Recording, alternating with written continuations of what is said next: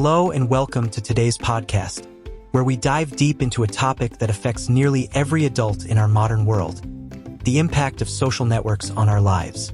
I'm Watson, your host and guide on this exploration of how platforms like Facebook, Instagram, Twitter, and LinkedIn are reshaping not only our social interactions but also our mental well-being and overall psychological landscape. Today, we'll be examining this subject through the lens of counseling science, psychology, and even touching on insights from the DSM-5. Whether you're here out of curiosity, personal experience, or professional interest, I promise you a thoughtful, well-researched discussion that will keep you engaged until the very end. And if you find this conversation valuable, make sure to hit that subscribe button so you never miss an episode. 1.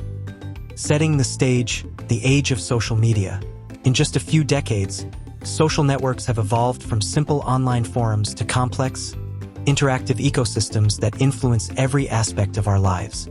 For adults, these platforms offer unparalleled opportunities for connection, professional networking, and staying informed. However, as with many innovations, there's a flip side. Research in counseling and psychology shows that while these networks can foster social connections, they can also trigger issues like anxiety, depression, and even behavioral addictions. Many of us have experienced that curious mix of excitement and unease when we scroll through our feeds. The instant gratification of likes and shares can create a temporary high, yet it might also lead to comparisons that spark self-doubt or loneliness. The phenomenon of fear of missing out, or FOMO, is a modern condition that many adults grapple with, as we witness others' highlight reels and wonder if we're truly living our best lives. 2.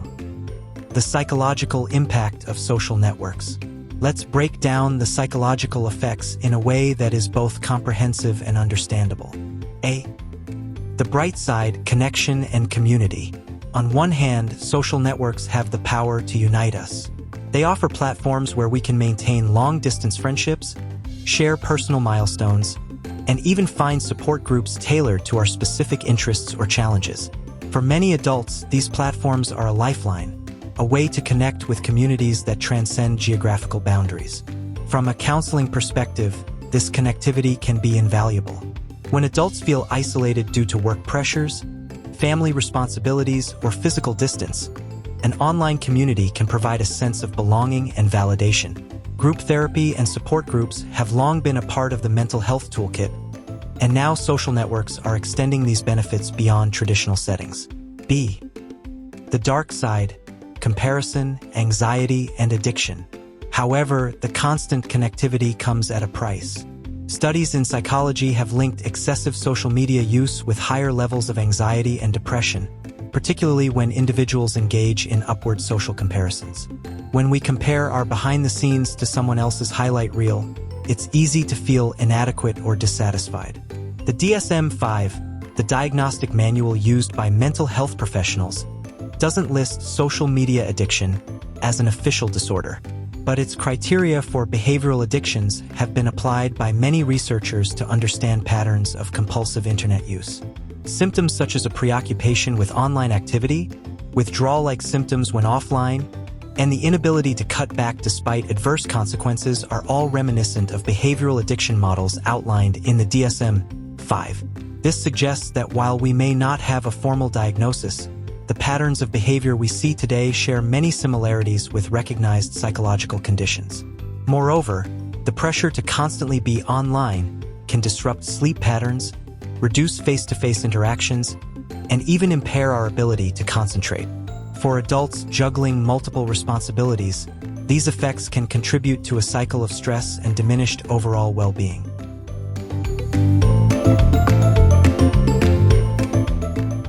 3. Social networks through the lens of counseling science. In the realm of counseling, professionals are increasingly encountering clients whose mental health challenges are intertwined with their social media use. Let's discuss a few key aspects. Self-esteem and identity formation. For many adults, self-esteem is intricately linked to online validation. A few extra likes or positive comments can boost our mood momentarily, But what happens when that external validation becomes a requirement for self-worth? Counseling theories suggest that self-esteem should be rooted in internal validation, our personal values, achievements, and relationships, not the fleeting approval of a digital audience. Counselors often work with clients to shift this focus, helping them build a robust sense of identity that isn't overly dependent on online feedback. Cognitive behavioral techniques, for example, are employed to reframe negative thoughts and reduce the impact of social comparison. B. Anxiety, depression, and the fear of missing out, FOMO. Another major theme is the anxiety that stems from the relentless flow of information. The constant barrage of notifications and updates can lead to a state of hyperarousal where our minds are always on. This, in turn, makes it difficult to disconnect, even when we know that taking a break could be beneficial for our mental health. FOMO, a term that has entered our everyday vocabulary, is a prime example. It's not just about missing out on a party or event. It's the fear of being left behind in terms of professional opportunities, relationships, or even cultural trends. Counseling strategies that include mindfulness and stress reduction techniques can help adults regain control over their time and attention. C. Interpersonal relationships and social support. The quality of our interactions can also suffer. While social networks can facilitate communication, they sometimes lead to shallow interactions that lack the depth of face-to-face conversations. This can result in feelings of loneliness and disconnection, despite having hundreds or even thousands of friends online. Effective counseling practices encourage a balance between online interactions and real-world relationships. Therapists often suggest engaging in activities that foster in-person connections, which are crucial for developing empathy, trust, and genuine emotional support. 4. Navigating the digital landscape, strategies for a healthy relationship with social media. So, how can we, as adults, harness the benefits of social networks while mitigating their negative effects? Here are a few strategies based on psychological research and counseling practices. A. Set boundaries and create a digital detox routine. One of the most effective ways to regain control is by setting clear boundaries. Designate specific times during the day for checking social media, and consider implementing tech-free zones, especially during meals or before bedtime. This can help reduce the constant influx of information and give your mind a break from digital stimulation. B. Cultivate mindfulness and self-awareness. Mindfulness practices can play a vital role in managing stress and reducing anxiety. By paying attention to your digital habits, why you check your phone, how you feel when you scroll, you can begin to understand and eventually change patterns that contribute to negative emotions. Apps that promote mindfulness or simple breathing exercises can be integrated into your daily routine to help maintain focus and reduce digital overwhelm. C. Focus on quality over quantity. Rather than striving for a high number of followers or likes, focus on meaningful interactions. Engage in conversations that matter and seek out communities that share your interests and values. This approach not only enhances your online experience but also reinforces the importance of quality relationships over superficial metrics. D. Seek professional guidance when needed. If you find that social media is significantly affecting your mood, self-esteem, or overall mental health, consider seeking the guidance of a mental health professional. Counseling and therapy can provide you with personalized strategies to navigate your digital life more healthily. Remember, it's perfectly acceptable to ask for help and take steps towards a balanced life. 5. Real-life examples and reflections. Let's take a moment to reflect on some real-life scenarios that many adults might resonate with. Imagine Sarah, a busy professional who relies on LinkedIn for networking and career growth. While she finds immense value in connecting with industry peers, Sarah also feels a persistent pressure to maintain an idealized version of herself online. Every notification brings a fleeting sense of accomplishment, yet the constant need for validation leaves her feeling empty and anxious when offline. Or consider Mark, a longtime user of Facebook and Instagram. Mark enjoys keeping up with friends and family, but over time, he notices that the curated lives of others begin to overshadow his own experiences. the subtle comparison turns into self-criticism, and soon, he finds himself spending hours scrolling rather than engaging in face-to-face interactions or pursuing hobbies that once brought him joy. Both Sarah and Mark represent a growing trend. While social media offers remarkable tools for connection and growth, it also presents challenges that require careful management. These stories remind us that it's not about completely abandoning social networks, but rather about using them in ways that enrich our lives rather than diminish our sense of self. 6. Embracing a balanced future. As we look ahead, it's clear that social networks will continue to evolve, and so will their impact on our lives.